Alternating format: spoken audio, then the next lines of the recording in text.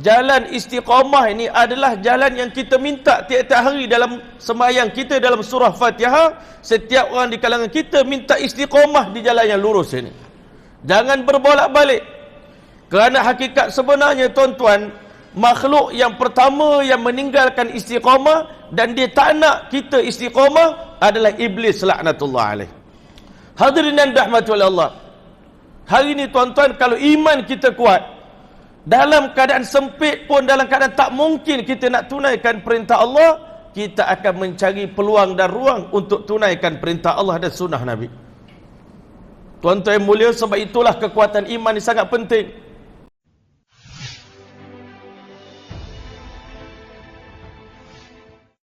Assalamualaikum warahmatullahi ta'ala wabarakatuh. Yang dimuliakan Tuan Pengerusi Majlis, Tuan Haji Zul, yang dirahmati lagi dikasihi Tuan Imam Barisan Ahli Jawatan Kuasa Surau Ar-Raihan, pimpinan-pimpinan agama, pimpinan-pimpinan masyarakat, muslimin muslimat, hadirin hadirat yang dirahmati oleh Allah Subhanahu wa taala sekalian. Alhamdulillah, alhamdulillah, bersyukur kita kehadrat Allah Subhanahu wa taala. Selaku orang beriman, bertambah panjang umur kita, sepatutnya ada beberapa perasaan yang hadir dalam hati kita. Yang pertama, sudah tentu keinsafan yang mendalam daripada yang lahir daripada lubuk hati kita. Betapa sayangnya Allah kepada aku, ketika mana beberapa hari yang lepas ramai kawan-kawan kita yang telah pergi meninggalkan alam dunia ni, tetapi kita sampai hari ini masih lagi dipanjangkan umur, sampai kita dapat melangkahkan kaki kita hadir ke rumah Allah Subhanahu wa taala. Sebelum tiba satu hari nanti, bukan kaki kita yang melangkah, tetapi kita dilangkahkan oleh para makmum untuk bawa jenazah kita ke tempat ini. Yang kedua, perasaan yang hadir dalam hati kita adalah perasaan cemas. Kerana bertambah panjang umur kita berarti sebenarnya bertambah panjang dan banyak peluang yang Allah berikan. Tetapi kita selaku hamba Allah, kita dapati bertambah panjang umur, ternyata kita belum mampu untuk jadi hamba Allah yang terbaik. Solat kita belum cukup khusyuk, Quran kita belum cukup sempurna tajwidnya. Kalau dah sempurna tajwid ataupun kita seorang hafiz Al-Quran, tetapi kita ternyata masih lagi malas untuk membaca Al-Quran, mengkhatamkan Al-Quran sebagaimana yang dituntut oleh Allah Ta'ala. Banyak perkara yang perlu kita persoalkan dalam diri kita. Kita tak perlu melihat kelemahan orang lain, keaiban orang lain. Imam Al-Ghazali rahmatullah alaih dalam kitabnya Makashiful Qulub menulis Tariq Ahlul Karamah, jalan Ahlul Karamah, orang-orang yang mulia. Jalan orang-orang yang mulia dalam dunia ini, sebelum dia dimatikan oleh Allah, Allah Ta'ala buka satu perasaan di dalam dirinya, satu kebaikan di mana beliau sibuk, orang ini akan sibuk menguruskan keaiban, kelemahan diri sendiri, dan dia tidak ada masa untuk melihat keburukan dan kelemahan orang lain. Jadi hadirin dan rahmati oleh Allah, sementara kita di akhir-akhir ini, Masya Allah, diuji oleh Allah dengan berbagai-bagai ujian. Ujian keimanan, ujian agama, ujian banjir, ujian berbagai-bagai ujian. Seharusnya dengan ujian ini kita semakin dekat dengan Allah, semakin menginsafi.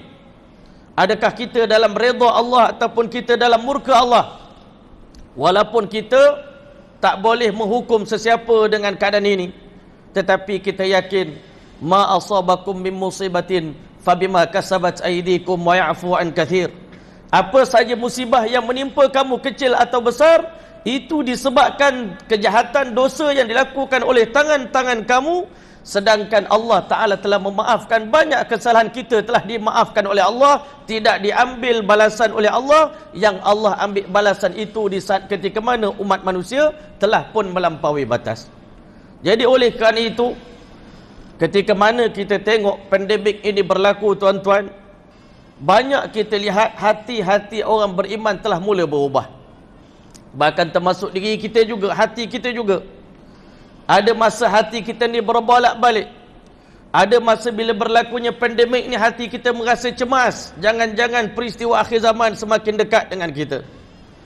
Dan kita juga semakin risau melihat perubahan alam dunia mutakhir ini, khususnya dalam dunia Islam. Yang kita tengok hari ini ramai orang Islam telah murtad daripada agama Islam.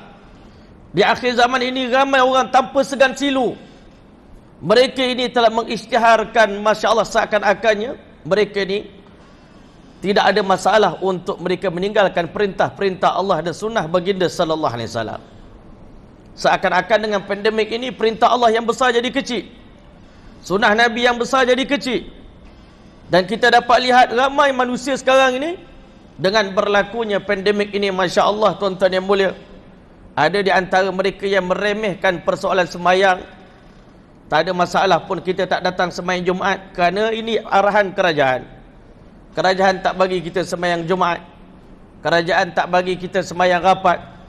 Manusia, tuan-tuan, bila iman dia lemah, tuan-tuan, kata ulama, kata Syekh Ilyas Kandahlawi rahmatullah alaih, hakikat sebenarnya penyakit utama umat akhir zaman ini bukanlah penyakit jahil. Ramai orang di kalangan orang Islam yang alim, yang mengetahui, tetapi penyakit yang melanda umat akhir zaman sekarang ni adalah penyakit lemah iman. Bila mana iman kita lemah, tuan-tuan, manusia akan mencari-cari jalan, dalam keadaan yang luas pun mencari-cari jalan untuk meninggalkan perintah Allah, mencari alasan nak tinggalkan perintah Allah. Memang hati memang dah tak kuat nak sembahyang pun, hati memang tak kuat nak datang ke masjid pun, tetapi bila ada peluang macam ni, dia dapat satu dalil, dalil yang kuat, yang kukuh untuk lari daripada perintah Allah dan sunnah Nabi SAW.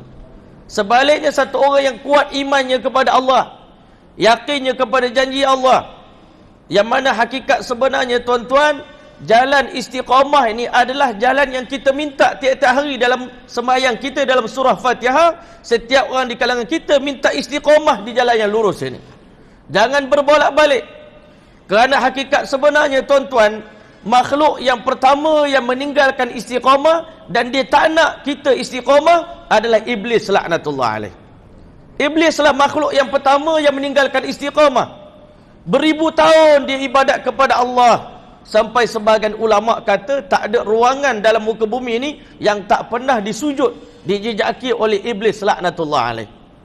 Tetapi sayang, 1000 kali sayang, dalam keadaan Iblis telah mencapai makam yang begitu tinggi, kalau dia istiqamah, dialah jadi makhluk yang pertama masuk syurga, kerana dia yang pertama beriman pada Allah Ta'ala. Tapi Iblis laknatullah alaih, bukan sekadar dia telah meninggalkan istiqamah, bahkan dia sanggup doa pada Allah Ta'ala, qala anzirni ila yaumi ba'thun, ya Allah, panjangkan umur aku, supaya apa? Aku nak sesatkan anak Adam ini. Thumma la'atiyannahum min bayni aydihim wa min khalfihim wa an aymanihim wa an syama'ilihim wa la tajidu aktsarahum syakirin. Iblis berjanji akan serang anak Adam ini supaya ditinggalkan istiqamah, supaya meninggalkan ketaatan kepada Allah. Aku serang mereka daripada depan, daripada belakang, daripada kiri, daripada kanan, daripada atas, daripada bawah, sehingga wahai Allah, engkau akan dapati tak ada seorang pun di kalangan mereka yang bersyukur kepada engkau, wahai Allah. Hadirin dan rahmati oleh Allah, hari ini, tuan-tuan, kalau iman kita kuat, dalam keadaan sempit pun, dalam keadaan tak mungkin kita nak tunaikan perintah Allah, kita akan mencari peluang dan ruang untuk tunaikan perintah Allah dan sunnah Nabi. Tuan-tuan yang mulia, sebab itulah kekuatan iman ini sangat penting. Sebab itu ketika mana ditanya kepada para sahabat tentang makna istiqamah, dan hakikat sebenarnya, tuan-tuan, jalan yang kita minta, ihdinas siratal mustaqim, ya Allah, tunjukkan kami jalan yang lurus, jalan ahlul istiqamah, jalan orang-orang istiqamah. Dalam ayat yang lain Allah tafsirkan apakah itu jalan orang istiqamah. Siratal ladzina an'amta alaihim minan nabiyyin, golongan yang paling istiqamah sekali selepas para malaikat. Para malaikat tak ada mana istiqamah pada mereka sebab tak ada cabaran untuk mereka beribadah kepada Allah. Memang mereka begitulah keadaan dia. La ya'sunallaha ma amarahum. Mereka tak pernah durhaka pada Allah. Malaikat, itulah keadaan mereka.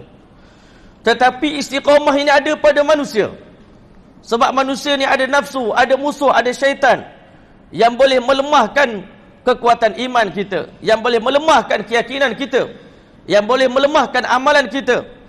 Yang mana hakikat sebenarnya dosa-dosa yang dilakukan oleh manusia lah yang menghalang seseorang untuk istiqamah.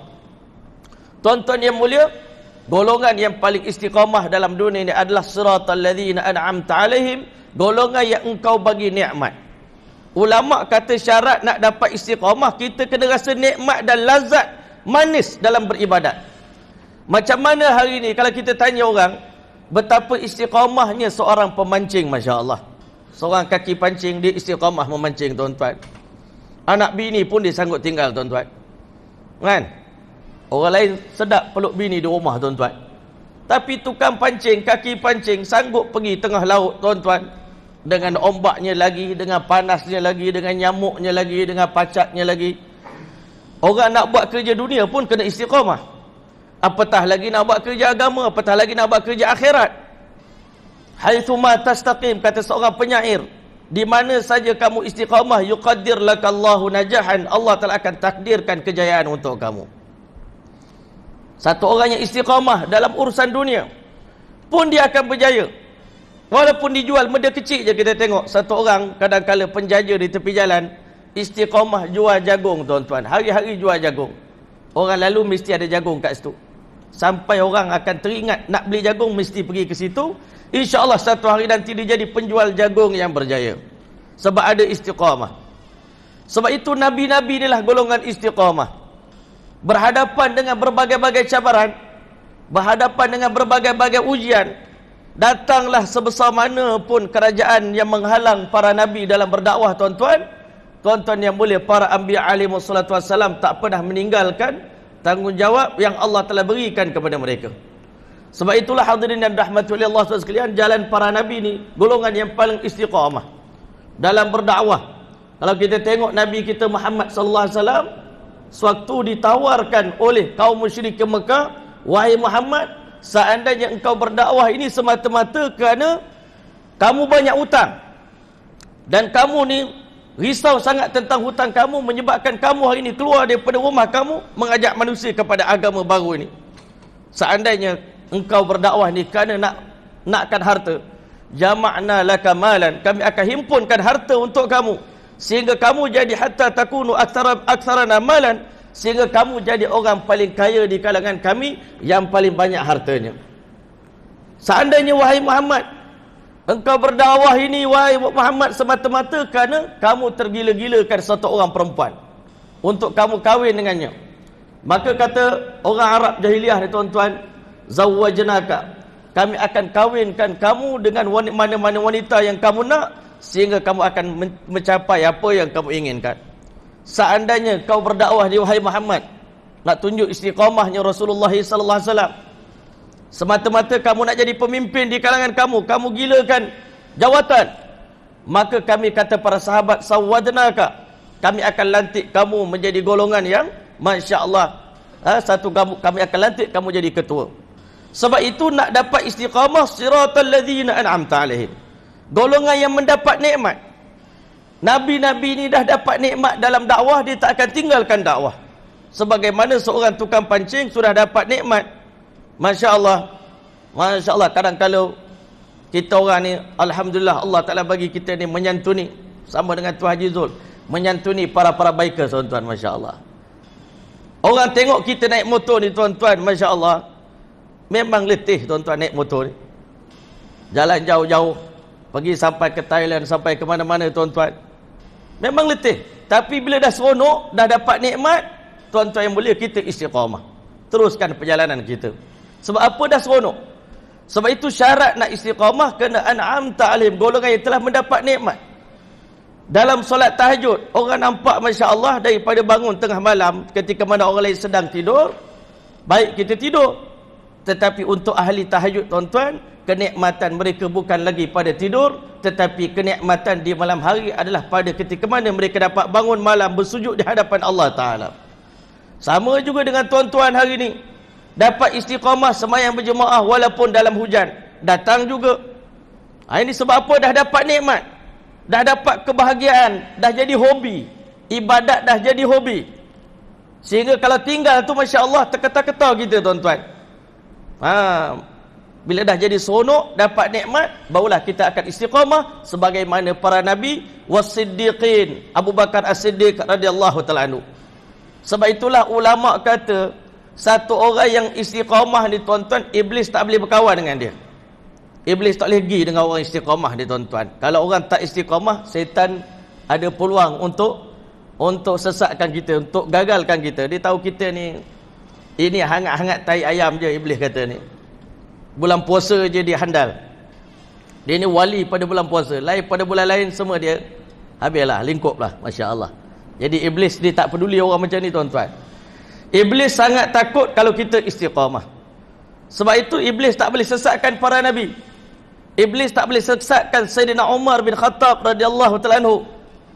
Nabi kata, Sayyidina Umar, wahai Umar, engkau berjalan di mana-mana lorong, maka iblis tak akan lalu di lorong itu selama beberapa waktu. Kenapa? Panas dengan orang istiqamah dia, tuan-tuan. Iblis sangat, Allahu Akbar, tak boleh pergi lah dia. Sampai lorong tu pun, lorong orang istiqamah pun dia tak boleh lalu.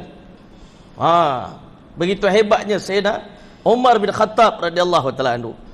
Sebab itu, tuan-tuan, ulama menafsirkan apa makna istiqamah.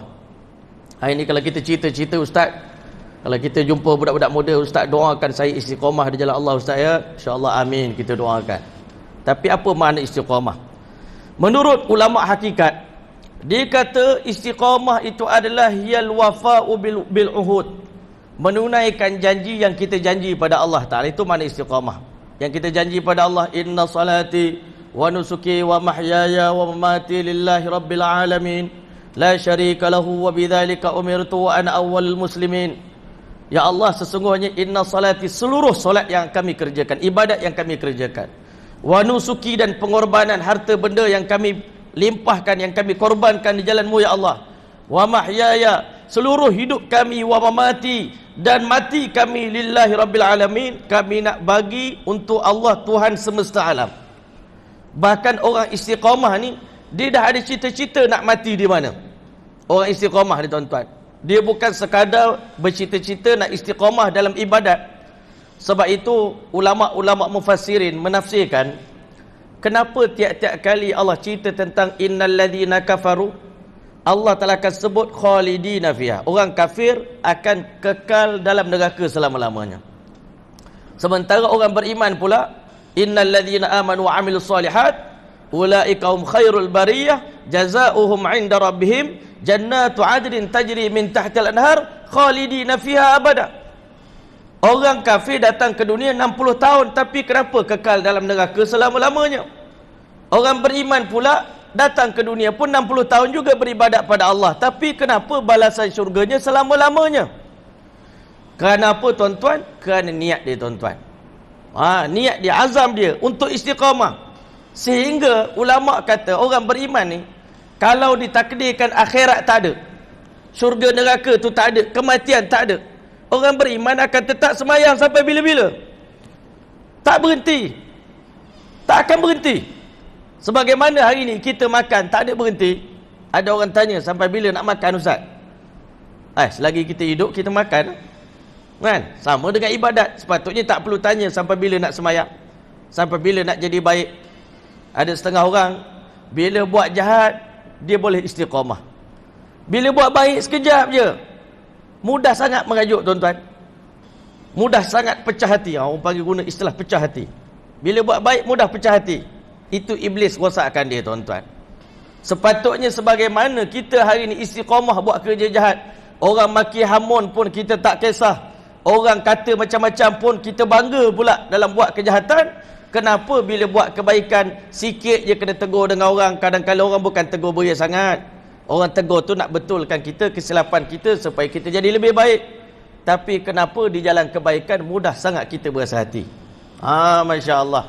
Sebab itu, tuan-tuan, Allah kekalkan orang beriman dalam syurga bukan kerana amalan dia, kerana niat dia, keazaman, ikhlas dia, istiqamah dia. Kalau ditakdirkan akhirat tak ada pun, orang beriman akan tetap beribadat kepada Allah sampai bila-bila macam malaikat. Dan orang kafir pula, kenapa pula duduk di dunia 60 tahun tetapi kekal dalam neraka khalidina fiha abada? Kerana orang kafir dia akan berazam dalam diri, di hati dia, kalau tak ada akhirat pun kami tetap akan istiqamah dalam kufur sampai bila-bila. Di atas niat tadi.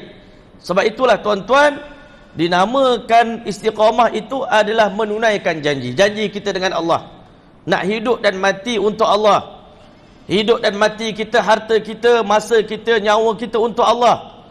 Bahkan orang beriman, dia dah letakkan matinya di mana. Niatnya, azamnya nak mati di Madinah contohnya. Azamnya nak mati dalam bulan Ramadan contohnya. Azam nak mati pada hari ganjil 10 hari akhir Ramadan. Ada orang begitu tuan-tuan.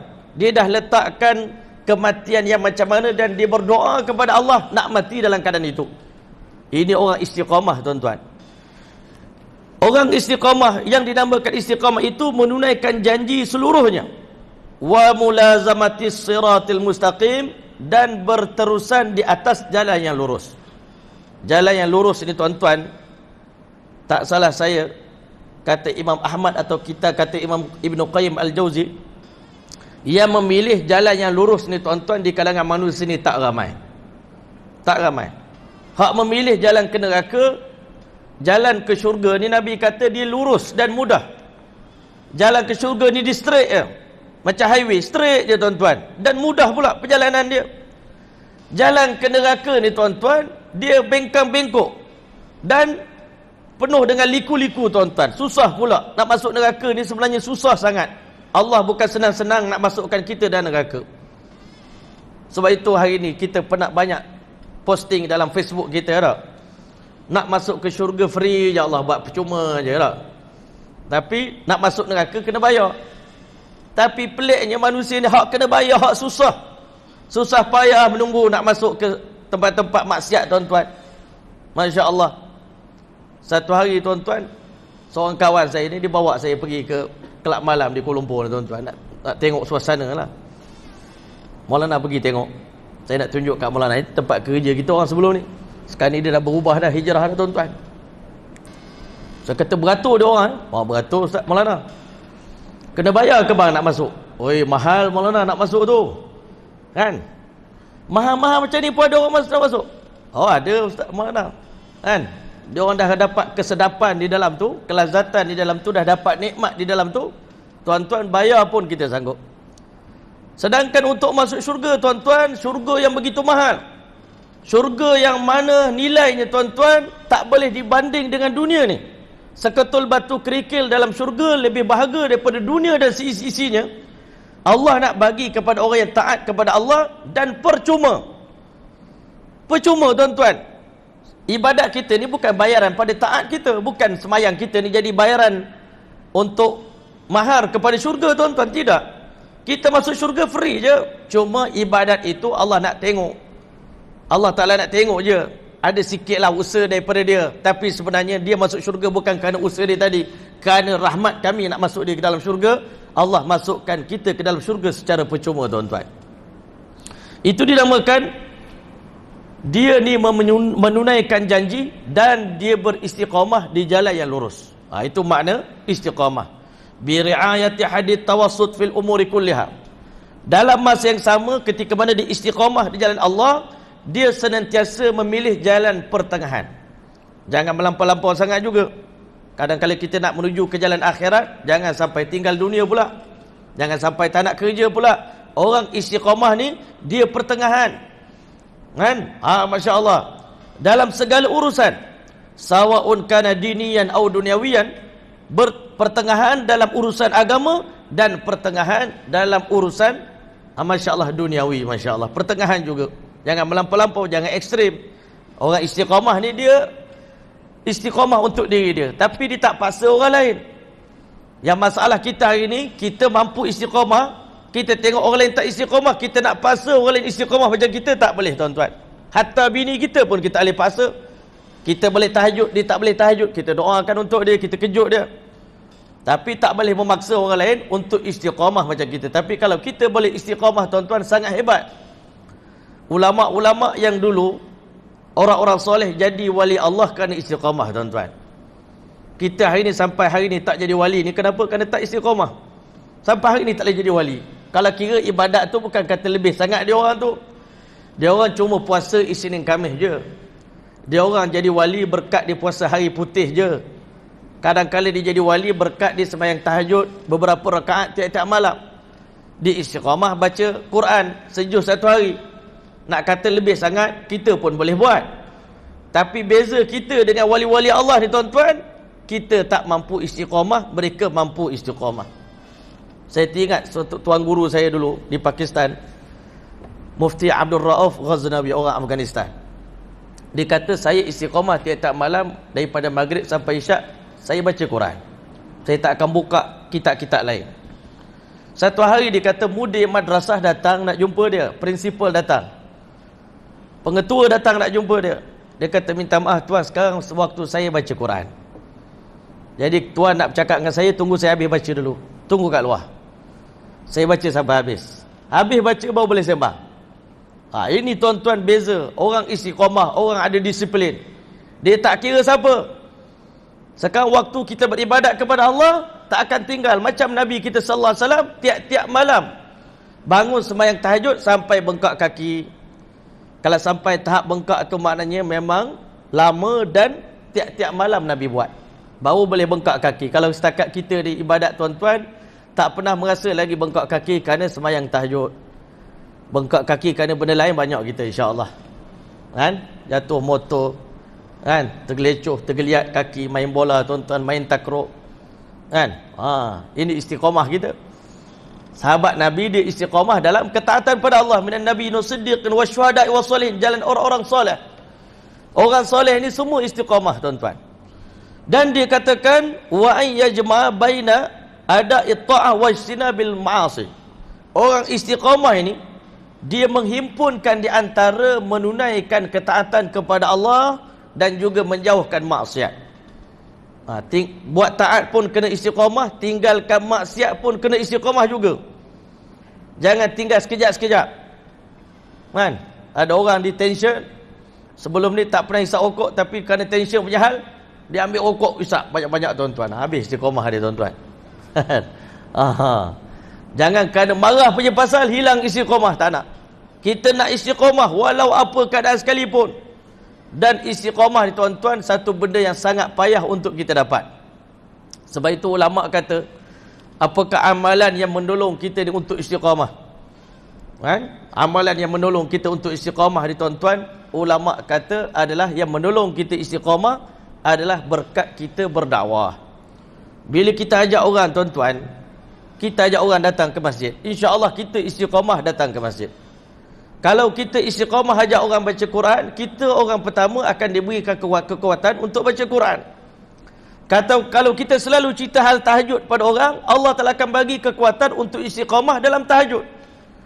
Sebab itu tuan-tuan, hari ni kita tengok ulama-ulama ni, bukan dia ibadatnya banyak kerana dia ni ulama, bukan tuan-tuan. Kerana dia rajin bercakap. Berkat kita bercakap ni tuan-tuan, kadang-kadang kita pun risau juga. Aku bercerita kat orang, kalau aku tak buat ni, sila akhir bulan nanti aku yang kena nombor 1. Aku yang kena azab lebih. Jadi berkat kita cerita tuan-tuan, kalau kita selalu cerita tentang tahajud, malam hari automatik Allah kejut kita bangun tahajud. Sebab itu kena rajin bercerita, bukan kerana saya alim. Saya bercerita kerana saya nak dapat kekuatan. Sebab itu ulama kata kekuatan istiqamah ini datang. Kenapa Nabi boleh istiqamah? Kenapa para sahabat boleh beristiqamah? Kerana mereka semua ini istiqamah dalam berdakwah tuan-tuan. Sahabat Nabi awal Islam, iman dia lemah juga, ibadat dia pun lemah. Tapi kenapa sahabat Nabi ini boleh maintain istiqamah beribadat kepada Allah sampai akhir hayat? Sampai matinya Sayyidina Uthman tengah baca Quran, pada hari itu dia sedang berpuasa. Masya Allah.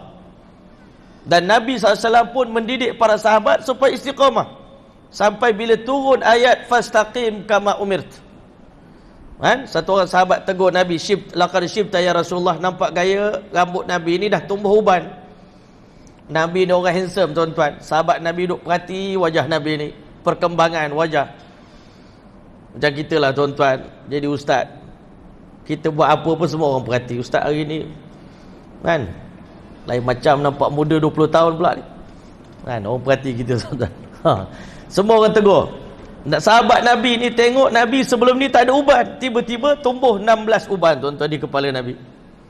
Nabi SAW beritahu, laqad syayyabatni Hud wa akhwatuha. Surah Hud dan kawan-kawan dia telah menyebabkan saya ni tumbuh uban. Kerana dalam surah Hud ada sepotong ayat yang Allah Ta'ala beritahu, fastaqim kama umirt. Istiqamahlah kamu sebagaimana yang diperintahkan. Kita ni tuan-tuan, istiqamah kita baru sekadar menunaikan hak fardu je tuan-tuan. Nak istiqamah sembahyang berjemaah 5 waktu ni di masjid, itu hak fardu, hak wajib. Itu biasa tuan-tuan. Istiqamah yang mudah lah Allah Ta'ala bagi kat kita. Hak istiqamah yang Allah suruh kat kita ni, sembahyang sunat qabliyah ba'diyah tu, kalau dapat maintain 2 rakaat sebelum, 2 rakaat selepas pun kira handal lah tuan-tuan. Tapi bayangkan Rasulullah SAW ni, Allah nak Nabi ni maksimum dalam ibadat pada setiap masa. Nabi kena maintain dia punya maksimum, kena maintain akhlak, kena maintain adab, kena maintain ibadat, kena maintain iman, kena maintain keyakinan. Bukan senang. Nabi ni berada di puncak daripada kesempurnaan seorang manusia. Rasulullah SAW diminta oleh Allah istiqamah, maintain kamu punya darjat keimanan kamu kepada Allah Ta'ala. Itu bukan senang tuan-tuan. Nabi ni berada di puncak keimanan dia kepada Allah, keyakinan dia kepada Allah. Tak boleh kurang sikit pun. Kalau kurang sikit, terus ditegur oleh Allah Ta'ala. Kita hari ni kurang banyak tuan-tuan pun Allah tak tegur. Sebab itu satu orang syekh daripada Pakistan namanya Syekh Tariq Jamil, dia kata Allah Ta'ala tak pernah minta kesempurnaan daripada kamu.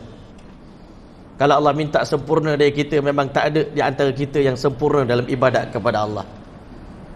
Jadi sebab itu dia kata jangan pernah kita minta orang lain pula sempurna. Dah Allah tak minta kita ni 100%, kenapa kita nak harapkan orang lain pun kena 100%? Sedangkan kita sendiri pun tak mampu nak maintain 100%. Tahajud tiap-tiap malam tak mampu nak maintain. Quran 7 sehari, 3 juz sehari tak mampu nak maintain. Tuan-tuan yang mulia, jadi sebab itu kita jangan harap orang lain boleh maintain kalau kita tak mampu nak maintain. Lebih-lebih lagi kita ni ketua keluarga. Kalau kita tak maintain, automatik isteri dan anak tidak maintain. Jadi kadang-kadang kita kena paksa diri kita berada di tahap yang tinggi, termasuk guru-guru madrasah-madrasah. Macam kami ni mudir-mudir madrasah tuan-tuan, kita kena paksa diri kita untuk maintain, sebab orang di bawah kita ni bergantung kepada kekuatan rohani kita. Kalau kita hari ni buat dosa, semua orang keliling kita buat dosa. Kalau hari ni kita jaga ibadat pada Allah, automatik Allah ubah orang keliling kita ni semua akan taat pada Allah. Hari ayah baca Quran, automatik hari tu anak pun akan baca Quran, isteri pun akan baca Quran. Ini benda yang kita kena faham. Sebab itulah Nabi kita sallallahu alaihi wasallam, di antara sifat Nabi yang mulia diceritakan oleh para sahabat, kana Rasulullah sallallahu alaihi wasallam la yaghfulu makhafata an yaghfulu. Sifat Nabi ni tuan-tuan, Nabi takut untuk buat kerja lalai. Kerana bimbang sahabat dia keliling ni semua akan lalai. Semua orang bergantung pada Rasulullah sallallahu alaihi wasallam. Kalau kita seorang imam, kita seorang mudir madrasah, kita seorang alim yang ada pengikut tuan-tuan, jangan ingat ibadat kita tak ada kena-mengena dengan orang lain. Jangan ingat dosa kita tak ada kena-mengena dengan orang lain. Sebab itu maintain ibadat dan maintain tinggal maksiat. Dan ulama kata antara menunaikan ketaatan dengan meninggalkan dosa, mana lebih berat? Kalau orang tanya kita, mana lebih berat tinggalkan maksiat ataupun menunaikan ketaatan? Ulama-ulama tasawuf kata lebih berat lagi meninggalkan dosa tuan-tuan. Lagi payah. Nak tinggalkan dosa yang selalu kita buat, dengan kita nak buat satu kerja taat tuan-tuan, lebih besar lagi meninggalkan dosa dan maksiat. Sebab itulah tuan-tuan, hari ini jangan kita terpedaya dengan tengok orang, Masya Allah, orang tu boleh terbang, oh hebat ni Masya Allah, oh ni boleh jalan atas air. Kita nampak banyak karamah-karamah yang Allah telah zahirkan. Sebenarnya yang pertama, mana-mana wali pun dalam dunia ni belum ada jaminan akan mati dengan husnul khatimah. Itu benda yang kita kena faham. Hebat macam mana pun wali itu. Sebab itu sahabat Nabi Abdullah bin Umar radhiyallahu anhu mengatakan, man kana mustannan falyastannu biman qad mata. Siapa yang nak mencari petunjuk, tauladan, maka tirulah orang yang telah meninggal dunia. Fa innal hayy la tu'manu alaihimul fitnah. Kerana orang hidup, selagi mana dia hidup, sehebat mana pun ketaatan dia pada Allah, dia belum ada jaminan selamat daripada fitnah, selamat daripada ujian. InsyaAllah kita bagi laluan pada azan, insyaAllah.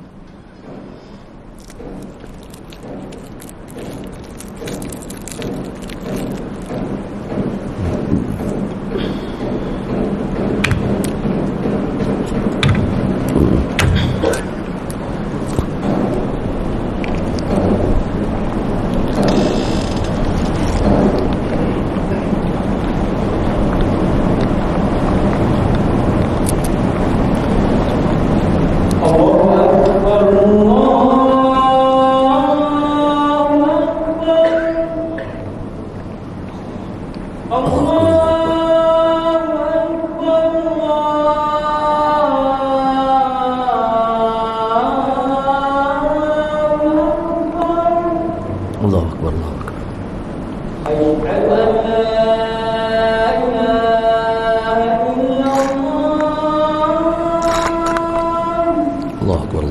Asyhadu an la ilaha illallah.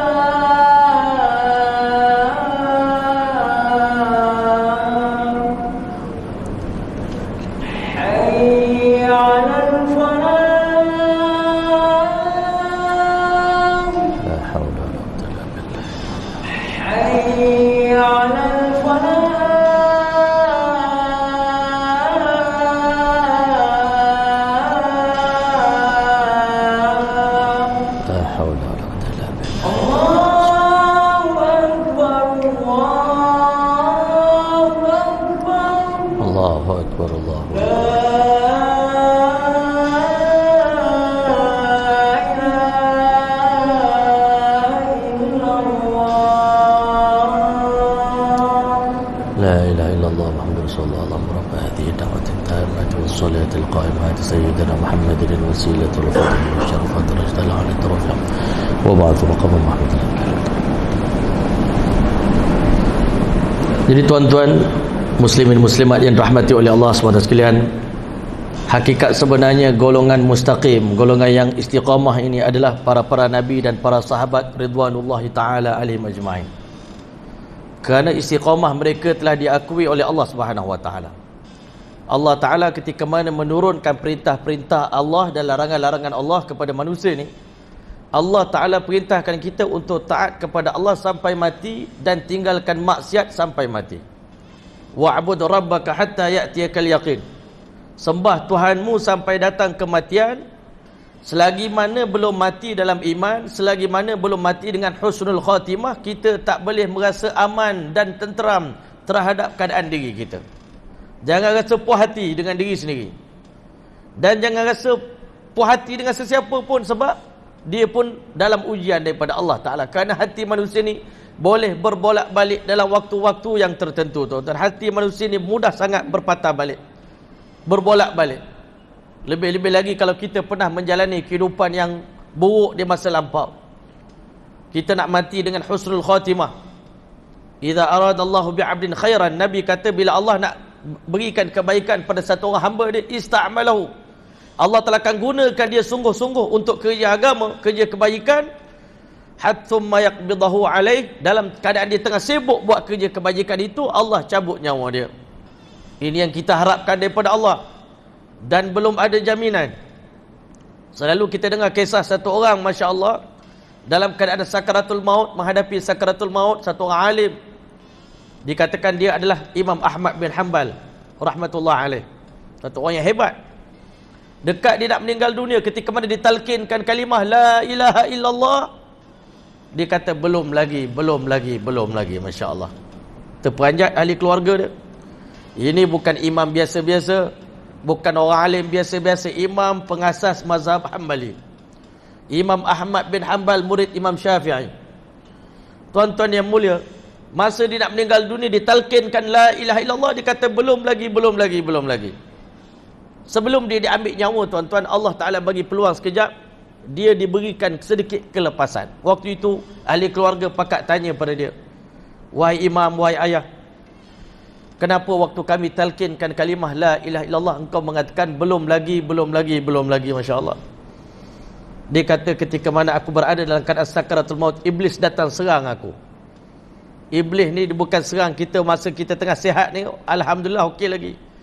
Kalau dia serang saat kita menghadapi sakaratul maut, Allahu Akbar. Waktu itu ujian yang paling kuat. Iblis dia akan usahakan untuk palingkan iman manusia ni supaya jadi macam dia, berpaling daripada agama Allah. Dan dia telah usaha banyak. Yahudi dan Nasrani, golongan yang dulunya paling alim, golongan para nabi, anak cucu para nabi, Allah Ta'ala telah berikan kepada mereka ni kesesatan. Hasil daripada usaha iblis, akhirnya golongan Yahudi dan Nasrani berpaling daripada agama Allah. Sebab itu dalam surah Fatihah kita baca ghairil maghdubi alaihim waladdallin. Ya Allah, jadikan kami golongan istiqamah dalam agama macam mana para nabi, dan tolong jangan palingkan hati kami sebagaimana engkau palingkan hati golongan Yahudi, Nasrani, munafikin, musyrikin ini daripada agama. Orang munafik pun dah faham agama dulu, tapi kemudiannya dia berpaling tadah kerana ada terpengaruh dengan duniawi, tuan-tuan, menyebabkan orang munafik ini tidak istiqamah dalam agama. Imam Ahmad bin Hanbal kata ketika mana aku dalam keadaan sakratul maut, iblis datang mengatakan, wahai Ahmad, hebat sungguh kamu ya. Ternyata sepanjang aku berusaha untuk sesatkan kamu, kamu tak bagi peluang kepada aku walau sesaat untuk sesatkan kamu. Sesaat pun dalam hidup kamu tak pernah kau bagi peluang pada aku. Orang istiqamah ni, tuan-tuan, iblis tak dapat peluang nak sesatkan dia. Sebab itu ketika mana ditanya tentang mana istiqamah kepada Sayyidina Uthman radhiyallahu ta'ala anhu, Sayyidina Uthman jawab, Sayyidina Umar dijawab ikhlas apa istiqamah ni adalah kamu mentaati perintah Allah, jangan berbolak-balik, jangan berlakon-berlakon, jangan kamu jadi munafik macam mana seekor serigala. Serigala ni musang, tuan-tuan, dia mudah. Kita manusia ni membayangkan binatang yang jenis suka menipu ni adalah musang, tuan-tuan. Musang berbulu ayam. Masya Allah.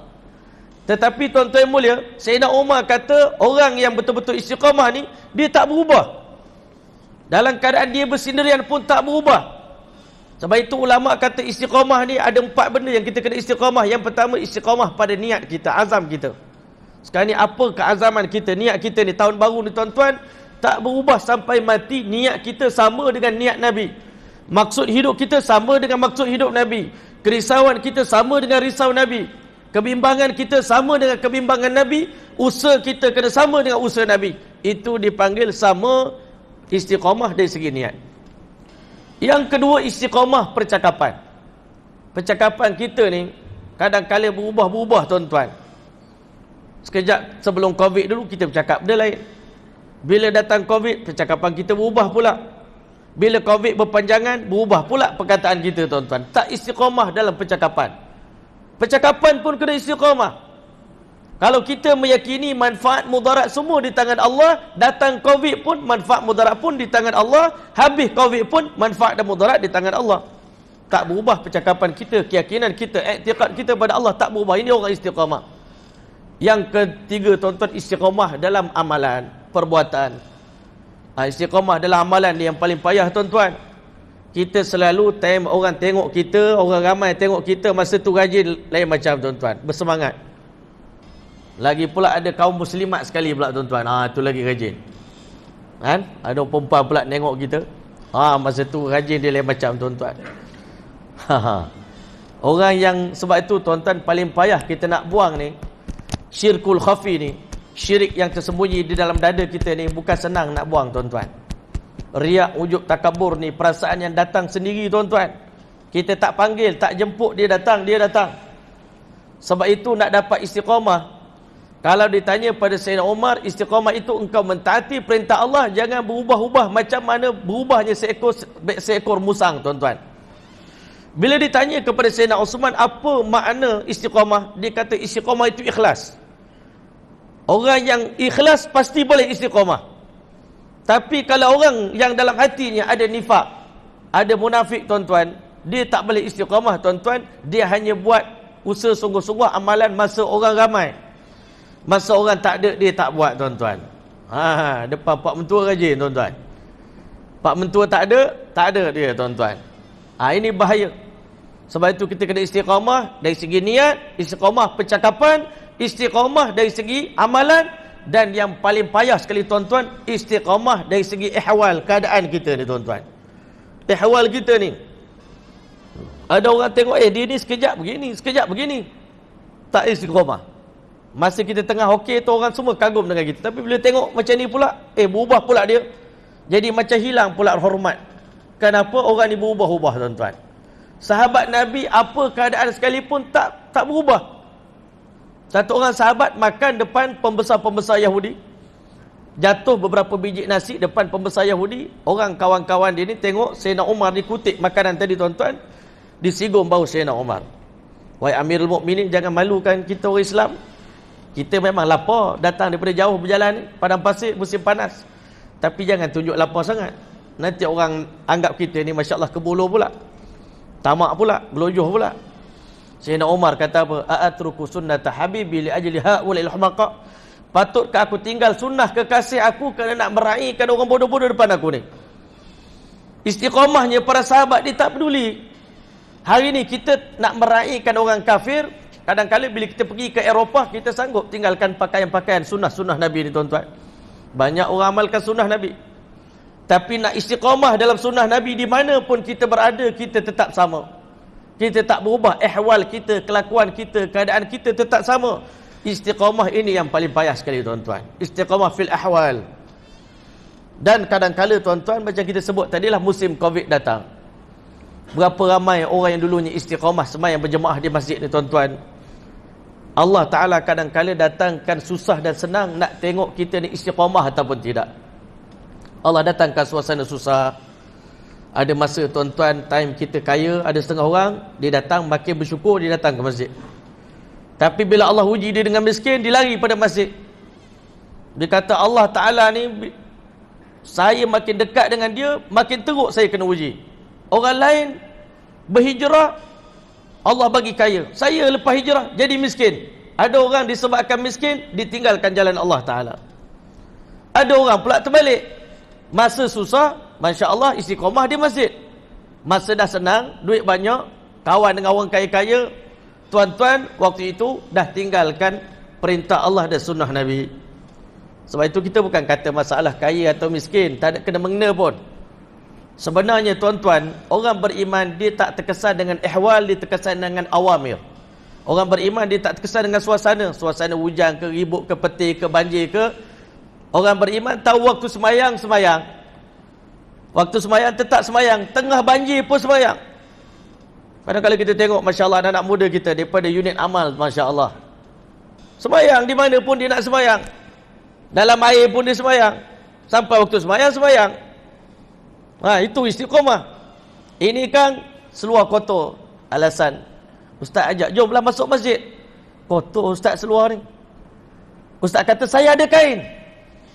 Ustaz pergilah dulu. Itu masalah dia tuan-tuan. Inilah bila iman lemah tuan-tuan, dia akan cari jalan.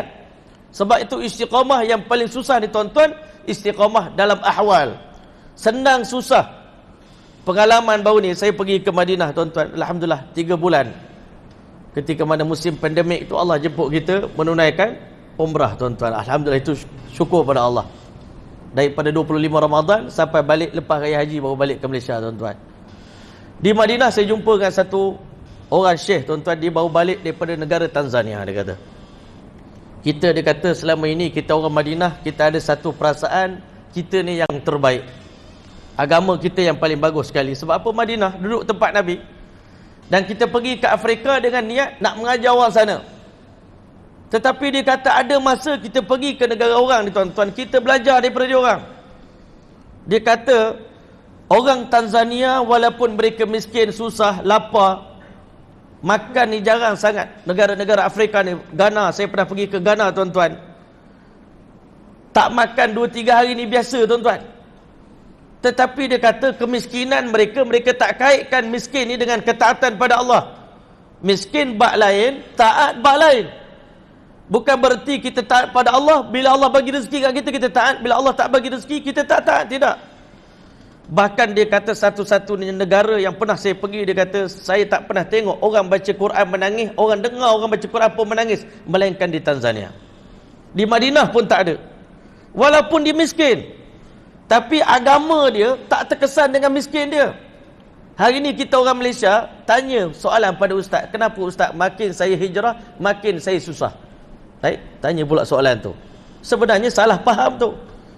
Tak ada kena-mengena kaya dengan miskin. Kaya bukan tanda Allah sayang, miskin bukan tanda Allah benci. Ini kena ingat orang Malaysia. Bila Allah bagi kaya bukan tanda Allah sayang. Bila Allah bagi kita miskin, ujian bertimpa-timpa, bukan tanda Allah benci. Orang beriman dalam keadaan kaya pun taat pada Allah, dalam keadaan miskin pun taat pada Allah. Tak ada beza pun tuan-tuan. Kita tak terkesan pun dengan kemiskinan. Dia kata saya tengok budak-budak perempuan di sana umur 7 tahun pakai niqab. Orang kulit hitam pakai niqab. Kalau kita ni, awak bukan lawa pun, kenapa pakai niqab? Kami pakai niqab bukan kerana kami lawa ke tak lawa. Kami, ini perintah Allah, sunnah Nabi. Tak terkesan. Hari ni kita terkesan. Pakai niqab kerana sebab apa, dan tak pakai niqab kerana sebab apa. Tuan-tuan, ini benda yang kita kena faham sungguh-sungguh. Istiqamah ni benda yang besar tuan-tuan dalam hidup kita. Siapa dapat istiqamah, alhamdulillah, berjayalah dia tuan-tuan. Syaitan tak akan dapat sesatkan orang istiqamah ni. Kemudian tuan-tuan, Imam Ali Ad-Daqqaq, kebetulan dah cerita ni, kita cerita bagi habis tuan-tuan, insya-Allah. Imam Ali Ad-Daqqaq beritahu istiqamah ni ada 3 keadaan. 3 keadaan. Yang pertama dinamakan takwim, yang kedua dinamakan iqamah, yang ketiga istiqamah. Ada 3 perkataan. Yang pertama takwim ni tuan-tuan, apa makna takwim? Wa huwa tahdzibul qulub. Istiqamah tak berhenti-henti kita mendidik hati kita ni.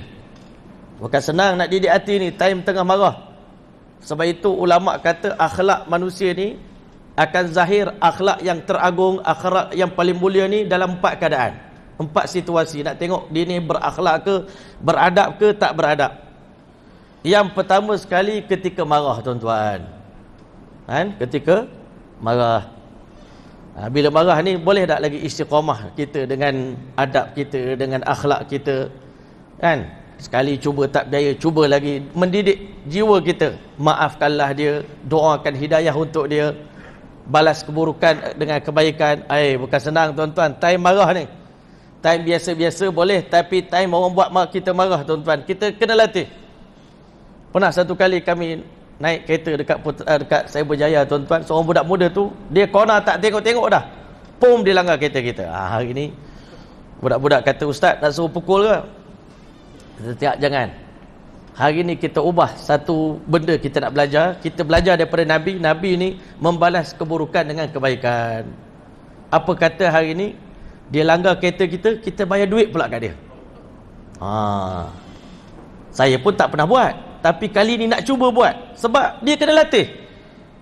Sama juga dengan bersedekah tuan-tuan. Memang kita kedekut, tak ada siapa pun di kalangan kita ini yang pemurah. Orang yang pemurah tu pun mulanya kedekut. Tapi kerana selalu latih, hari-hari latih RM10, RM100, RM1000, RM10,000, lama-lama dia dah tak kisah pun duit keluar masuk tuan-tuan. Sebab kena latih hati kita ni tuan-tuan. Sebab itu nak dapat istiqamah ni tuan-tuan, yang pertama kena takwim dulu. Kena luruskan dulu perasaan-perasaan nafsu-nafsu kita ni, kena luruskan dulu biar betul macam hati perasaan Nabi Muhammad sallallahu alaihi wasallam. Selagi ada marah, selagi ada panah baran, selagi ada keegoan, kau tak kenal aku ke? Kan? Kami ni keturunan mak kilau. Itu habislah tu. Akhlak ni masa tengah marah. Yang kedua, akhlak kita ni nak tengok, ulama kata masa kita duduk dengan ahli keluarga. Itu baru nampak. Nak tahu akhlak dia betul tak betul, di rumah dengan anak bini dia bercakap lembut ke tidak? Ke kat luar je lembut? Di kedai kopi dengan kawan, Masya Allah, apa khabar tuan? Tapi balik ke rumah macam singa, mengamuk, salah sikit marah. Kat luar Masya Allah bukan main, khidmat, bersih longkang, bersih apa. Balik ke rumah satu pinggan pun tak nak pegang, nak cuci. Tolong ambil air abah, tolong ambil itu, tolong ambil ini. Jadi bos dalam rumah tuan-tuan. Ini payah nak maintain istiqamah akhlak ni tuan-tuan. Yang ketiga tuan-tuan, akhlak kita ni masa kita bermusafir.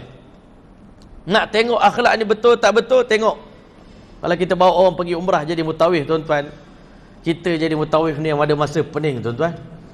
Kan? Buat betul pun salah, buat salah lagi lah salahnya. Kan? Sebab masa musafir ni keluar semua perangai-perangai kita yang tak elok ni semua keluar. Belang-belang kita, warna-warna kita, the true colour keluar tuan-tuan. Masa musafir sebab dah tak boleh tanggung dah. Perasaan nak marah keluar je tuan-tuan. Tapi kalau orang istiqamah dalam akhlak, masa musafir dengan masa duduk di rumah sama je maintain. Musafir pun sembahyang juga, tahajud tetap jaga juga dalam musafir. Payah tuan-tuan. Sebenarnya dalam musafir lagi senang. Nabi ajar kita sembahyang tahajud boleh buat atas kenderaan. Nabi sembahyang atas kuda. Kita hari ni fikir sembahyang tahajud macam mana? Kan? Kita ni dalam kereta. Masya Allah, air tak ada, boleh kita tayamum. Tepuklah atas kosen tuan-tuan, keluar debu, tayamum, sembahyang tahajud sambil duduk. Berapa rakaat boleh sembahyang? Kalau kita nak tuan-tuan, dalam musafir pun boleh sembahyang tahajud, masa di rumah pun sembahyang tahajud. Nabi lagi lah dalam musafir, dalam tahajud baca Quran beberapa juzuk. Sahabat Nabi bila musafir dengan Nabi dapat belajar sesuatu tuan-tuan. Hari ni kita kadang orang musafir dengan kita tak dapat belajar benda pun daripada kita, akhlak kita. Dan yang keempat tuan-tuan, nak maintain akhlak ni pada ketika mana kita berjual beli tuan-tuan. Masya Allah, orang tu kadang-kadang nampaknya warak sangat tuan-tuan. Orang tengok ini alim besar ni, cuba berniaga dengan dia, tengok, cuba berniaga, try buat bisnes dengan dia, okey ke tak okey? Kalau ada penipuan tuan-tuan, maknanya dia gagal maintain akhlak dia dalam muamalat. Sebab itu istiqamah dia bukan calang-calang. Sebab itu mula-mula sekali Imam Ali Ad-Daqaq mengatakan takwim dulu. Kita kena luruskan perasaan kita ni dulu, nafsu kita ni dulu diluruskan. Kan? Sampai betul-betul kita faham kita ni tunduk pada Allah Taala. Kita berkhidmat untuk agama Allah. Kita ni khadim kepada Rasulullah sallallahu alaihi wasallam. Kita luruskan perasaan kita. Dan kita kena jaga amalan kita. Yang kedua dikatakan al-iqamah. Tadi perasaan, ini qulub, kena luruskan, kena latih hati pula tuan-tuan. Hati kita ni kadang-kadang ada masa okey, ada masa tak okey. Ada masa hasad dengki tu datang tiba-tiba muncul. Nak didik perasaan hati ni tuan-tuan. Yang ketiga tuan-tuan, istiqamah itu kata Imam Ali Ad-Daqaq, taqribul asrar, mendekatkan rahsia-rahsia hati. Dalam hati kita ni nak sampai kepada Allah dalam beribadat, banyak halangan, banyak dia punya boundary dia tuan-tuan. Nak buang tu, buang segala halangan, dekatkan rahsia hati kita dengan Allah. Kita dengan Allah tak ada hijab. Dan nak istiqamah dalam keadaan itu sampai bila-bila merasakan Allah tengok kita, kita tengok Allah. Nak istiqamah dalam perasaan itu tuan-tuan, inilah perasaan ahlullah, orang yang dekat dengan Allah. Istiqamah ahlullah ni tuan-tuan, bukan istiqamah sembahyang je. Istiqamah perasaan dia dengan Allah tak putus tuan-tuan. Hubung dia dengan Allah, ketakutan dia pada Allah, rasa malu dia pada Allah. Hari ni kita ni kadang-kadang berubah-ubah. Ada masa rasa segan dengan Allah, ada rasa masa tak segan pula dengan Allah. Ini yang kita tak nak. Istiqamah dari segi kita punya asrar, rahsia-rahsia hati kita dengan Allah pun kita istiqamah. Benda halus-halus, perasaan halus-halus dalam hati kita pun kita kena ikhlas pada Allah Ta'ala. Kemudian tuan-tuan, Imam Waqi' Ibn Jarrah tuan-tuan, guru Imam Syafi'i, dia mengatakan orang yang istiqamah tuan-tuan, Allah Ta'ala akan bagi dia 3 kelebihan. Orang istiqamah ni, bila mana Allah Ta'ala firman, innal ladzina qalu rabbuna Allah, orang yang mengatakan Rabb kami adalah Allah, thumma istaqamu, kemudian dia beristiqamah. Selepas beriman pada Allah, dia istiqamah dalam akidah dia pada Allah, maka 3 alam, 3 tempat Allah Ta'ala akan muliakan dia. Allah bagi berita gembira kepada dia. Yang pertama dia kata al-busyra fi thalathati mawatin. Allah bagi berita gembira pada orang istiqamah ni dalam 3 tempat. Pada 3 tempat. Yang pertama indal maut, masa nak mati, orang istiqamah dapat berita gembira daripada para malaikat. Masya Allah, dengar berita gembira. Bahkan orang istiqamah ni sebelum mati Allah tunjukkan tempat duduk dia dalam syurga. Ini kelebihan kita istiqamah. Sebab itu nak dapat istiqamah ni bukan senang, kena usaha. Kan? Salah satu daripada usahanya, doalah kita kepada Allah Ta'ala, Allahumma ya muqallibal qulub, ya Allah Tuhan yang membolak-balikkan hati dan perasaan manusia, Tsabbit qulubana ala dinik. Ya Allah, tetapkan hati kami di atas agamamu ya Allah. Biar kami sentiasa redha kepada Engkau ya Allah, redha kepada Islam ya Allah, redha kepada Nabi setiap masa sampai bila-bila, tak pernah rasa tak redha. Ini yang kita nak doa kepada Allah. Tsabbit qalbi ala dinik. Tetapkan hati kami di atas agamamu ya Allah. Rabbana la tuzigh qulubana. Ya Allah, jangan kau palingkan hati kami ya Allah, ba'da idh hadaitana, setelah kami dapat hidayat ya Allah. Kan? Wa hab lana min ladunka rahmah innaka antal wahhab. Ya Allah, kurniakan rahmat ke atas kami. Sesungguhnya Engkau lah yang Maha Pemberi. Kita nak istiqamah ni tuan-tuan. Iblis kadang-kala dia membayangkan, oh kalau istiqamah ni lama, kan? Lama nak kena istiqamah ni berat. Satu berat, yang kedua lama. Sebenarnya masya-Allah ulama-ulama kita. Satu orang kiai daripada Indonesia, Kiai Uzairan, dia kata apa? Kita ni susah-susah kerana agama ini sampai mati aja, Pak. Kalau ditakdirkan besok kita mati, kita pulang ke rahmatullah, berarti sampai besok aja ini. Yang kita susah-susah korban-korban istiqamah ini, susah payah kerana agama ini, sampai besok aja. Tak lama. Kita ni dah umur 40 tahun, anytime ya Allah boleh panggil kita nak istiqamah pun. Bukan lama. Wala tamutunna illa wa antum muslimun. Jangan mati melainkan kamu mati sebagai orang Islam.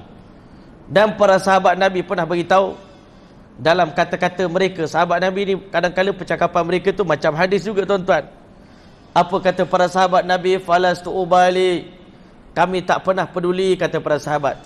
Hina uqtalu musliman. Kami mati sebagai orang Islam. Selagi mana Allah matikan kami sebagai orang Islam, nak mati di mana pun, ala ay jambin kana lillahi masra'i, di ceruk mana pun kami nak mati, dalam tandas pun tak apa mati kalau sebagai orang Islam. Mati di mana pun, di negara mana pun, nak mati di Madinah pun okey, di negara kafir pun okey, selagi mana mati sebagai orang Islam. Yang kita takut sekarang ni kematian kita tuan-tuan, hujung usia kita. Ini kita bimbang, awalnya elok. Sebab apa? Allah Ta'ala kata baginda sallallahu alaihi wasallam, ketahuilah kamu khuliqa ibnu Adam ala tabaqatin syattah. Allah ciptakan anak Adam ini ada beberapa tabaqat, beberapa golongan, beberapa lapisan, berapa peringkat, masya-Allah, kata Nabi. Faminhum may yuladu mu'minan. Sebahagian di antara kamu, di antara mereka ini, anak Adam ini dilahirkan sebagai seorang Islam, mukmin. Wa yahya mu'minan, hidup dalam dunia sebagai seorang mukmin. Wa yamutu mu'minan, dan mati sebagai seorang mukmin. Ini kategori yang terbaik di kalangan orang Islam. Ini yang kita nak cuba tuan-tuan. Dah terlanjur kita lahir sebagai seorang mukmin, hidup pun alhamdulillah sebagai seorang mukmin. Yang kita nak cuba ni, pastikan berakhirnya hidup kita sebagai seorang mukmin, masya-Allah. Yang kedua, tabaqah yang kedua di kalangan umat Islam ni tuan-tuan, umat manusia ni, bukan umat Islam, adalah faminhum may yuladu kafiran. Sebagian orang dilahirkan ke dunia sebagai seorang kafir.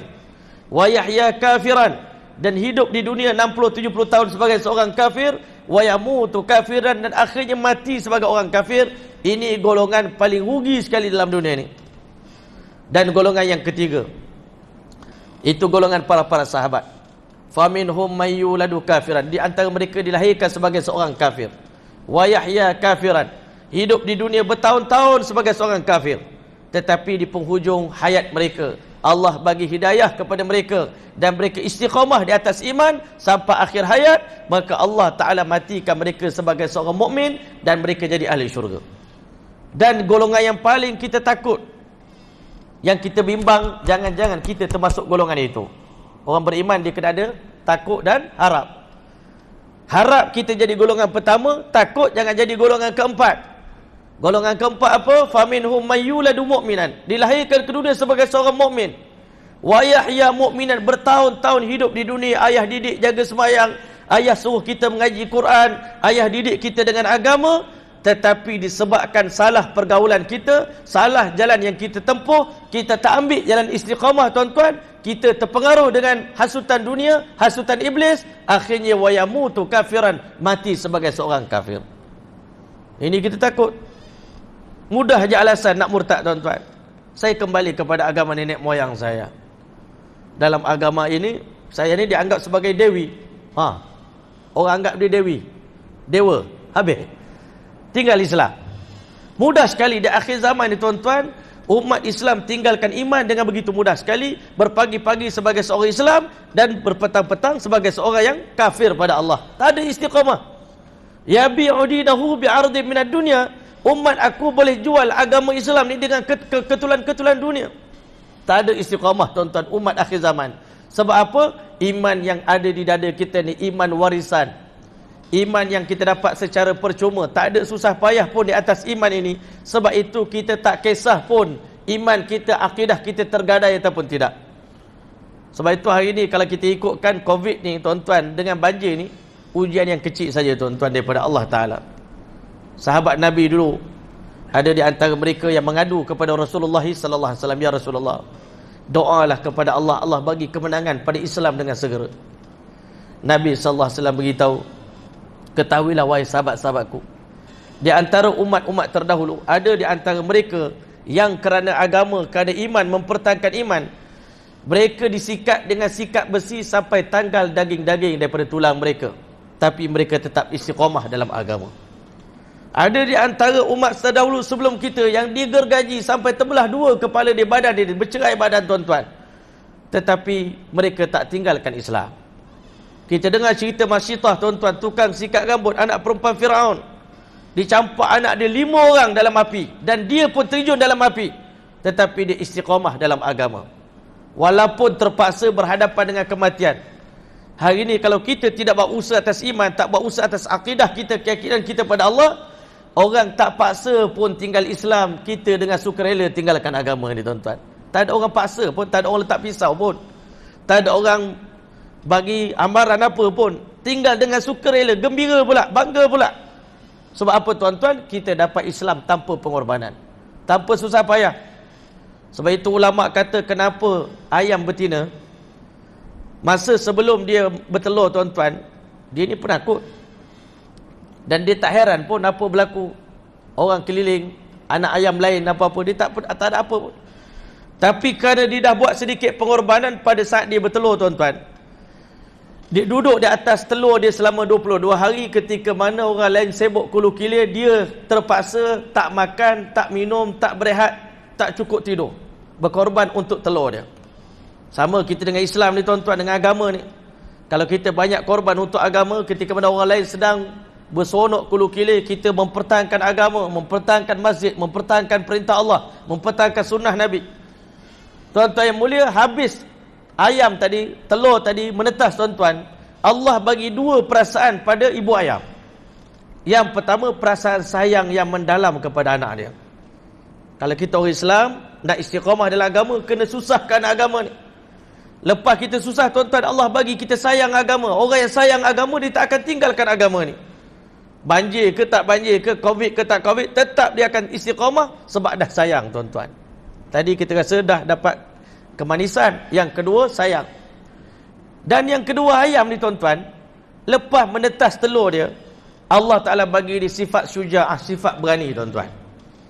Sebelum tu ayam penakut, baling batu dia lari, orang sergah dia pun dia lari, orang angkat tangan tak baling batu pun dia lari, ayam. Tapi setelah dia korban 22 hari tuan-tuan, Allah bagi pada ayam ni keberanian, siapa sentuh anak aku patuk dia. Sama dengan orang Islam. Hari ni kenapa orang Islam mudah menggadaikan iman, menggadaikan agama? Kerana dia tak pernah susah payah kerana agama ini. Dia dapat iman ni percuma daripada nenek moyang dia. Sama dengan kita. Kalau sahabat Nabi dulu nak masuk syurga, Allah tanya, am hasibtum an tadkhulul jannah, apakah kalian sangka begitu mudah dapat masuk syurga? Walamma ya'tikum mathalul ladzina khalu min qablikum, padahal kamu tak pernah merasa sedikit pun daripada susah payah orang terdahulu sebelum kamu. Kalau kita bandingkan kita dengan para sahabat, Sayyidina Khalid Al-Walid tuan-tuan, dalam peperangan Mu'tah, dia bawa 10 bilah pedang tuan-tuan. Pada hari itu 9 bilah pedang patah, tinggal 1 je dia bawa balik ke Madinah. Dan Allah Ta'ala tak matikan Khalid Al-Walid dalam peperangan, walaupun di badan dia penuh dengan parut-parut luka di badan dia tuan-tuan.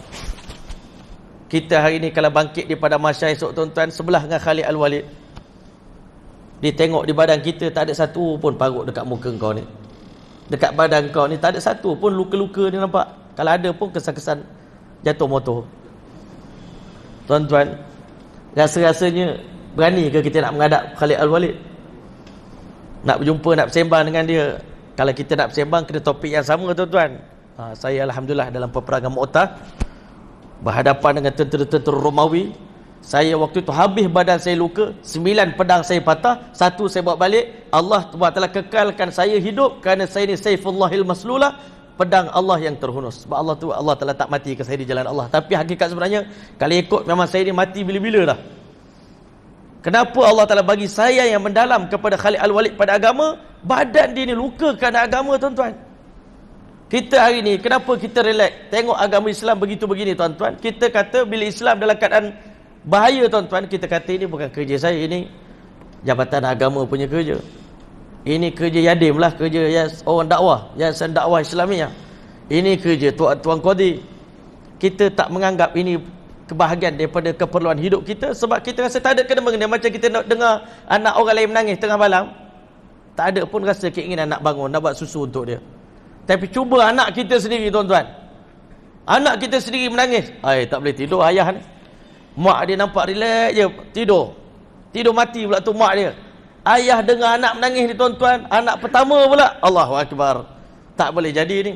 Ayah tak pernah bangun pagi pun kena bangun pagi buat susu, tukar pampers, tuan-tuan. Kenapa? Itu anak kita.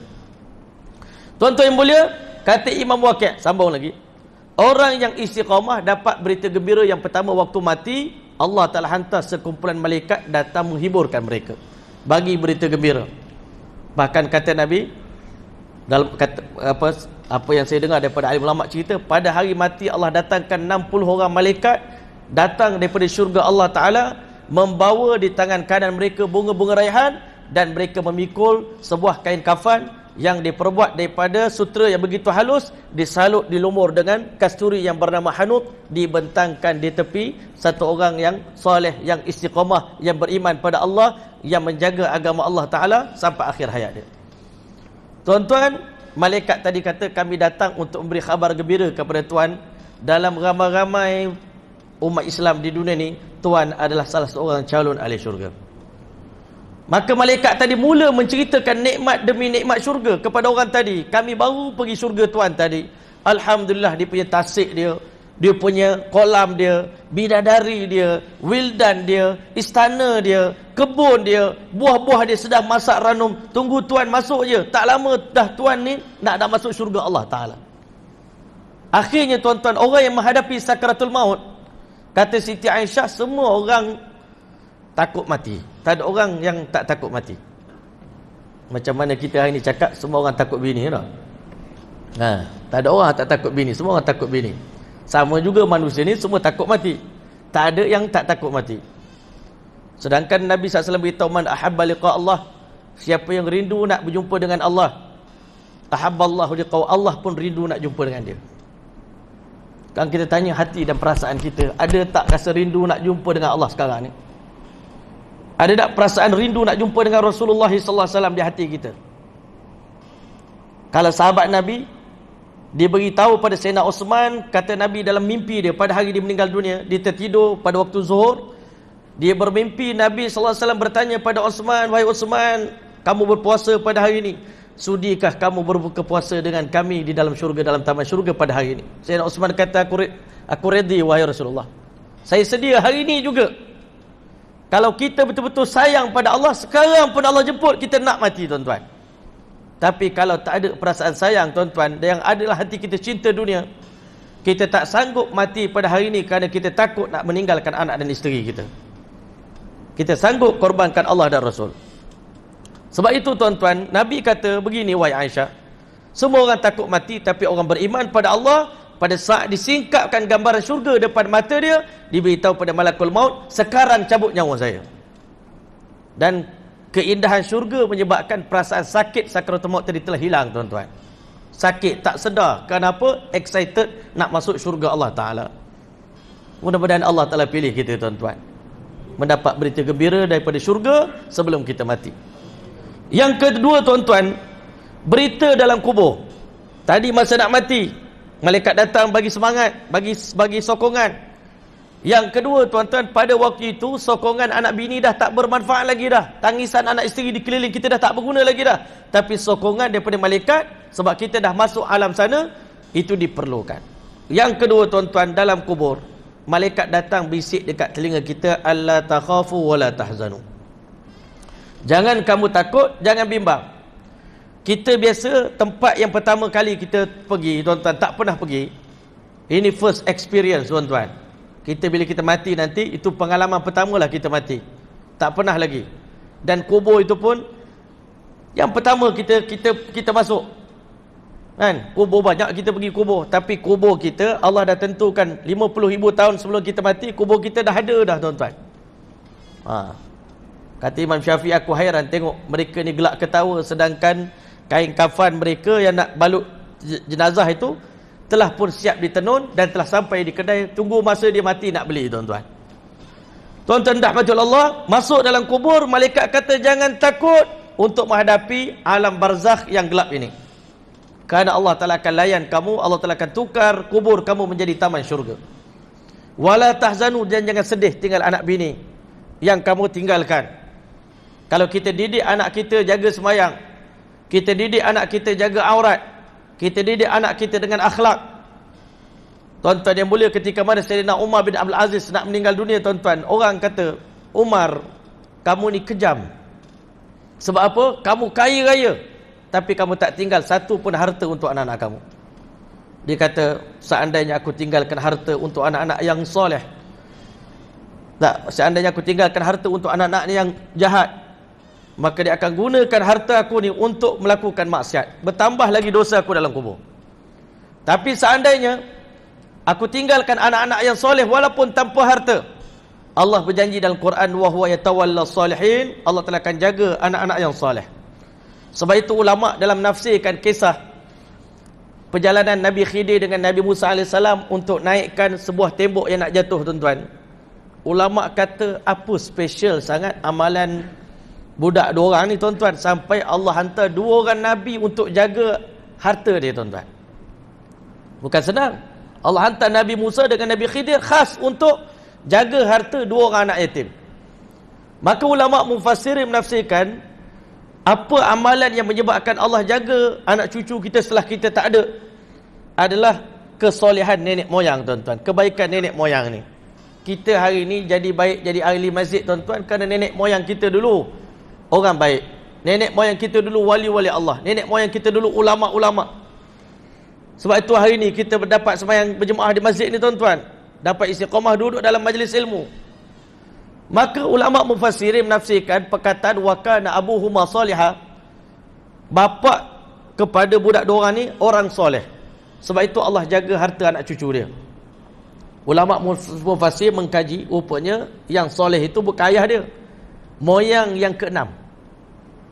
Moyang budak ni yang keenam lepas ayah, atuk, moyang yang keenam, moyang dia orang baik. Disebabkan kesolehan moyang dia, Allah jaga harta cucu dia walaupun dah 6 keturunan tuan-tuan. Sampai ulama kata, kalau kita ni jaga agama tuan-tuan, Allah akan jaga 7 keturunan kita di bawah, bahkan lebih lagi pun boleh tuan-tuan. Sebab itulah tuan-tuan, Allah Ta'ala akan beri khabar gembira, malaikat bagi sokongan dekat orang istiqamah dalam kubur, jangan takut dan jangan sedih meninggalkan anak isteri di sana, Allah jaga mereka lebih baik daripada waktu kamu hidup. Dan yang ketiga tuan-tuan, bila mana kita berada di padang mahsyar nanti, malaikat akan memberikan khabar gembira tentang syurga indal ba'thi, ketika mana kita dibangkitkan di padang mahsyar bagi orang istiqamah. Kemudian tuan-tuan rahmatul Allah, akhir sekali saya nak ceritakan pada tuan-tuan ada 6 kelebihan istiqamah. Kelebihan istiqamah ni tuan-tuan, supaya kita hari ni, saya yakin dalam masjid ni semua orang baik belaka, semua ahli ibadat. Tapi macam saya sebut tadi lah, beza kita dengan wali-wali Allah ni, dia orang istiqamah, kita tak istiqamah. Jadi supaya kita kuat dapat istiqamah ni, supaya bukan Covid ke tak Covid, suasana keliling kita, ehwal ni tak mengganggu pun ibadat kita dengan Allah. Tengah sakit pun kalau kita ibadat, kita berjaya. Bahkan sampai kawan-kawan cakap, kalau kita mati kerana Covid sekalipun, waliyazubillah, tapi tengah taat pada Allah, kita berjaya. Tapi kalau kita selamat pada Covid pun tuan-tuan, tak kena Covid sekali pun, sepanjang orang lain kena, kita tak pernah kena. Tapi kita dalam durhaka pada Allah, kita dalam kegagalan pada waktu itu tuan-tuan. Orang beriman dalam keadaan senang, susah, dalam keadaan sakit, sihat, dalam keadaan kaya, miskin, tetap taat pada Allah Ta'ala, ikut sunnah Rasulullah SAW. Akhir sekali ada 6 kelebihan istiqamah. Faedah-faedah istiqamah. Yang pertama, orang istiqamah ni Allah bagi ketenangan dalam hidup dia, tuan-tuan. Tenang. Orang lain kelang kabut, orang istiqamah dia tenang, Masya Allah. Sampai waktu semayang, semayang kita, insya-Allah. Sampai pergi waktu umrah, umrah kita. Tak kelang kabut hidup orang yang istiqamah ni dalam ketenangan. Relax, Masya Allah. Allah bagi kebahagiaan dalam hidup dia. Yang kedua, tuan-tuan rahmati Allah, orang istiqamah ni, tuan-tuan, Allah Ta'ala bagi berita gembira. Tadi ulang balik, berita gembira sebelum dia mati, Allah Ta'ala bagi. Yang ketiga, tuan-tuan, orang istiqamah dapat persahabatan dengan malaikat. Malaikat berkawan dengan kita daripada kita hidup sampai kita mati. Kita sebenarnya sahabat kita ni ada dua, sahabat yang kita nampak, sahabat yang tak nampak. Sebenarnya banyak sahabat tak nampak ni tolong kita. Malaikat-malaikat ni tolong memudahkan kerja kita, melancarkan kerja kita. Malaikat ni kata, masa kamu duduk dalam majlis ilmu, kami bersama dengan kamu. Semayang berjemaah pun, kita semayang sama-sama. Kamu buat umrah tawaf pun, kita sama-sama tawaf. Kamu sakit, kami ziarah kamu sakit. Kamu buat kerja, kami yang diarahkan oleh Allah memudahkan kerja kamu. Waktu kamu berdoa kepada Allah, kami diarahkan untuk aminkan doa kamu. Waktu kamu buat baik, Allah perintahkan kami istighfarkan untuk kamu. Kamu tidur di tengah malam, kamu amalkan sunnah Nabi, Allah hantar malaikat untuk teman kita sampai ke pagi. Tuan-tuan yang mulia, malaikat adalah sahabat kita di dunia dan di akhirat. Dan malaikat kata, dalam keadaan kamu susah, kami lagi akan menemani kamu. Kami tak akan biarkan kamu dalam ketakutan. Sebab itulah, tuan-tuan, orang istiqamah dapat wilayatul malaikah, pertalian, persahabatan dengan para malaikat. Masya Allah. Hak ni benda yang orang tak boleh nak ni. Sampai kawan saya dia cakap, tuan-tuan yang mulia, kita hari ni nak jemput orang besar-besar datang ke rumah kita, tuan-tuan, rasanya mustahil. Benda kita orang biasa, tuan-tuan. Ya, kita orang biasa. Bukan somebody, tak ada siapa kenal kita. Kalau kita jemput orang datang pun, kenduri kahwin anak-anak kita, ada orang datang, ada orang tak datang. Tapi dikata satu amalan yang kalau kita buat dalam rumah kita, tuan-tuan, insya-Allah kita boleh jemput malaikat bila-bila masa datang ke rumah kita. Macam masjid kita ni lah. Kita boleh jemput malaikat anytime datang ke masjid kita, hari-hari pun boleh. Iaitu bila mana kita wujudkan majlis ilmu dalam masjid, dalam rumah kita, tuan-tuan. Bila kita adakan majlis ta'lim di rumah kita, bacaan hadis di rumah kita, bacaan Quran di rumah kita, zikrullah di rumah kita, sembahyang tahajud di rumah kita, kita menjemput malaikat-malaikat datang ke rumah kita. Bila malaikat datang, iblis lari daripada rumah kita, tuan-tuan. Syaitan lari. Rumah yang dibacakan Al-Quran, syaitan lari. Rumah yang di dalamnya orang sembahyang tahajud, syaitan lari. Rumah yang di dalamnya kita adakan majlis ilmu, syaitan lari. Panggil ustaz-ustaz mengajar di rumah kita, tuan-tuan. Barakah datang. Kalau boleh, tuan-tuan, banyak jemput ulama-ulama datang makan di rumah kita, tuan-tuan. Allahu Akbar. Ini amalan yang sangat kurang. Sampai kawan-kawan kita buat contoh hari ni, kenapa kedai mamak maju, tuan-tuan? Lepas habis kuliah, ajak ustaz makan kedai mamak. Jadi berkat ustaz tu semua pergi kat kedai mamak. Mamak kaya, tuan-tuan. Tapi kalau kita bawa ustaz, saya tak bagi ustaz makan kedai mamak malam ni. Ustaz kena makan kat rumah saya. Saya nak ustaz doakan lepas makan keberkatan untuk anak isteri saya. Sebab tu orang selalu jemput ulama datang makan di rumah, tuan-tuan. Anak dia semua jadi, tuan-tuan. Anak semua jadi soleh, anak yang baik. Baru dia sahabat saya, tuan-tuan, di Jerantut. Anak dia, Masya Allah, kecil lagi umur, darjah 1, darjah 2, tuan-tuan. Hafal nasab Nabi SAW daripada Muhammad bin Abdullah sampai Nabi Ibrahim. Umur baru 8 tahun. Tak ada benda yang dia buat. Jumpa orang, Maulana doakan saya jadi anak yang soleh, beriman pada Allah. Saya doakan Maulana jadi ahli syurga, ustaz berjaya dunia akhirat, dijaga oleh Allah. Itu ayah dia ajar. Minta doa pada ulama dan doakan untuk orang alim, tuan-tuan. Ini hebat, tuan-tuan, bila kita jaga. Sebab itu orang yang istiqamah ni, tuan-tuan, Allah bagi dia dapat berkawan dengan para malaikat. Dan yang keempat, tuan-tuan, bila malaikat datang, automatik syaitan lari daripada kehidupan kita. Orang istiqamah, syaitan tak lagi, dan syaitan panas dengan dia dan tak boleh nak berkawan. Sebab tu Sayyidina Umar radhiyallahu anhu, syaitan tak boleh jalan di jalan mana yang Umar lalui, tuan-tuan. Dan yang kelima, tuan-tuan, orang yang istiqamah ni mendapat keampunan daripada Allah. Kan? maghfirah, doa maghfirah daripada malaikat. Bahkan para malaikat ni, setiap orang yang keluar daripada rumah untuk buat kerja kebajikan, tuan-tuan, didoakan keampunan oleh para malaikat. Hatta ikan dalam laut, semut-semut dalam sarang akan mendoakan keampunan untuk manusia yang keluar daripada rumah dengan niat untuk ajar kebaikan pada orang lain. Luar biasa, tuan-tuan. Semut pun doakan keampunan, maghfirah untuk dia. Dan yang terakhir sekali, tuan-tuan, orang yang istiqamah ni, Allah Ta'ala akan bagi dia murah rezeki.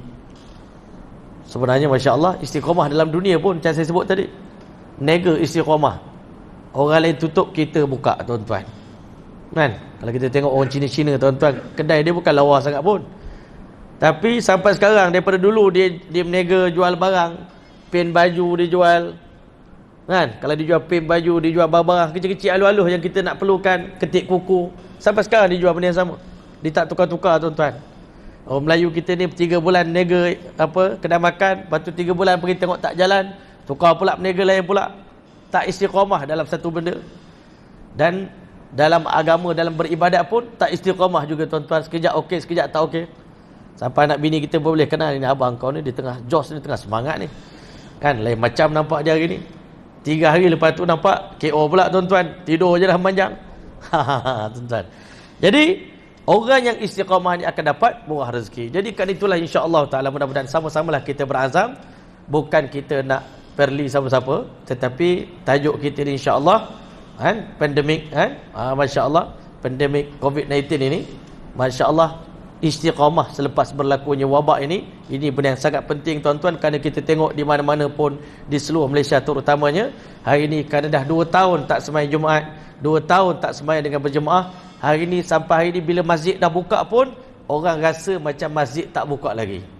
Kan? Dah hilang istiqamah, dah hilang semangat nak beribadat. Hari inilah kita kena sama-sama hangatkan kembali. Kita kena sama-sama mengajak, memujuk kawan-kawan kita yang dah dulunya istiqamah sembahyang dengan kita.